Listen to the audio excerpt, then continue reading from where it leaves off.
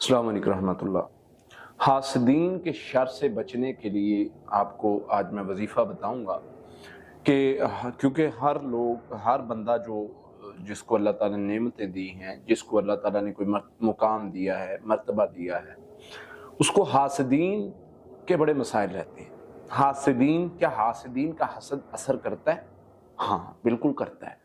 क्योंकि जहां पर हमने पनाह मांगी है जादू से, जहां पर हमने पनाह मांगी है किसी आम शर से, जहां पर हमने पनाह मांगी है अल्लाह तूने जो जो चीजें पैदा की हैं यानी जो शर पहुंचाने वाली, वहां पर हम कह रहे हैं अल्लाह हासिदीन के हसद से तेरी पनाह मांगते हैं।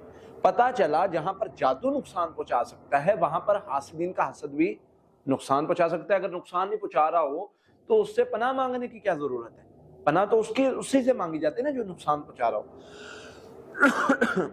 तो ये एक बड़ा हैरान कुन मामला होता है कि शैतान जो है वो जिन्नात शयातीन जो है वो जिन्नात शयातीन हमला कभी करते हैं, कभी इंसान को हासिदीन के हसद का मसला रहता है, कभी नजर बद लगाने वाले की नज़र का मसला रहता है। लेकिन जो आज बात करेंगे वो हासिदीन पर होगी कि हासिदीन का मामला क्या है। हासिदीन अगर कोई आपके साथ बहुत ज़्यादा हसद करता है और आपको पता है या नहीं पता, उसके लिए आपने वो पढ़ाई पढ़नी है।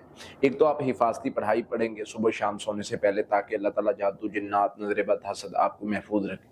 लेकिन जो ख़ास तौर पर आप बहुत ज़्यादा हसद का शिकार होते हैं और हसद का शिकार होने के बाद आप मसाइल में गिर जाते हैं, उसके लिए है आपने वमिन शर्रि हासिदिन इज़ा हसद, वमिन शर्रि हासिदिन इज़ा हसद, ये जो आयत है इसको 100 टाइम सुबह शाम पढ़ना है।